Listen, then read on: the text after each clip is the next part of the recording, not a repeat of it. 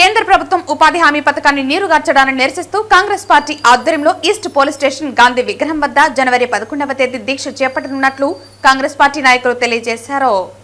మహాత్మా గాంధీ ఉపాధి హామీ చట్టాన్ని ఈరోజు రద్దు చేయడం దేశం మొత్తం మీద దళితులు, ఎస్సీ, ఎస్టీలు, బీసీలకి తీరని లోటే. అణగారి వర్గాలనే కాకుండా ప్రతి ఒక్కరిని ఈ కొత్త చట్టం ద్వారా బీజేపీ గవర్నమెంట్ మోసం చేయటం జరిగింది. ఈ చట్టం వల్ల దేశంలో దాదాపు 13 కోట్ల మందికి ఉపాధి కోల్పోయే అవకాశం ఉంది. మన రాష్ట్రంలో అయితే 75 లక్షల మందికి ఉపాధి కోల్పోతారు. ఈ చట్టాన్ని అనేక మార్పులు చేశారు. ఈ చట్టంలో దాదాపు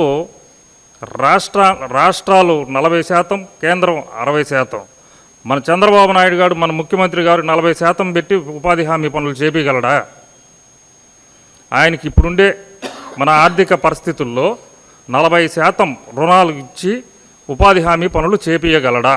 అంటే ఈ చట్టాన్ని పూర్తిగా రద్దు చేసే విధంగా కేంద్రంలో బీజేపీ ప్రభుత్వం ఆలోచిస్తూ ఉంది. ఇప్పుడు ఈ చట్టం మీద రేపు 11వ తారీఖు దేశం మొత్తం మీద 700 జిల్లాలలో 5 లక్షల మంది వాళ్ళ జిల్లాలలో హెడ్ క్వార్టర్లలో మహాత్మా గాంధీ నరేగా బచావో సంగ్రామ్ పేరుతో నిరాహార దీక్షలు చేస్తున్నారు. దీనికి మన తిరుపతి సిటీ కాంగ్రెస్ తరపున మన గాంధీ విగ్రహం దగ్గర ఈస్ట్ పోలీస్ స్టేషన్ ఎదురుగా రేపు ఉదయం 10 గంటలకు నిరాహార దీక్ష స్టార్ట్ అవుతుంది. సాయంకాలం 5 వరకు ఉంటుంది. తప్పక మీడియా మిత్రులు ప్రతి ఒక్కరూ మాకు సహకరించవలసిందిగా కోరడమైంది.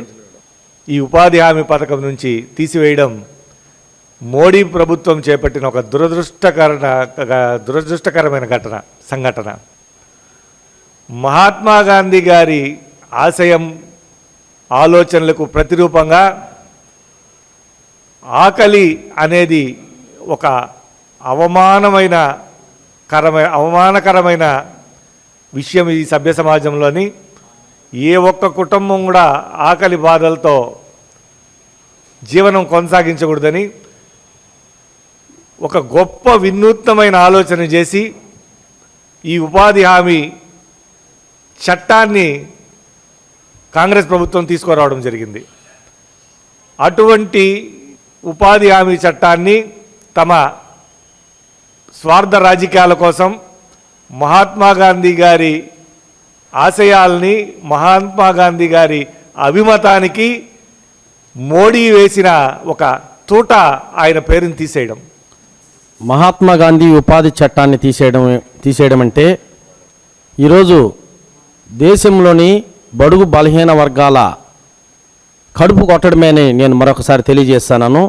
ఈరోజు ఎస్సీ, ఎస్టీ, బీసీ, మైనార్టీలు అని చెప్పుకున్నటువంటి ఈ యొక్క కేంద్ర ప్రభుత్వం వాళ్ళ ఓట్లతో గద్దెనెక్కి ఈరోజు ఈ యొక్క మహాత్మా గాంధీ చట్టాన్ని పేరు మార్చి జీ రామ్జీ అని పేరు పెట్టడం ఎంతవరకు అనేసి మేము ప్రశ్నిస్తున్నాము కాంగ్రెస్ పార్టీ తరఫున. దాదాపు 20 సంవత్సరాల క్రితం కాంగ్రెస్ పార్టీ తీసుకొచ్చిన ఈ కార్యక్రమాన్ని ఎంతోమంది దేశ ప్రజలు, విద్యార్థులు దాంట్లో కూడా పాల్గొని ఎంతోమంది ఉపాధి పొందారు. దీన్ని దూరం చేయడం ఎన్ఎస్వై నుండి మేము తీవ్రంగా ఖండిస్తున్నాం. దేశవ్యాప్తంగా జరిగిపోయే రేపు కార్యక్రమానికి విద్యార్థులందరూ, తిరుపతిలో ఉన్న విద్యార్థులందరూ కూడా స్వచ్ఛందంగా రావాలని మేము ఎన్ఎస్వై నుండి పిలుపునిస్తున్నాం.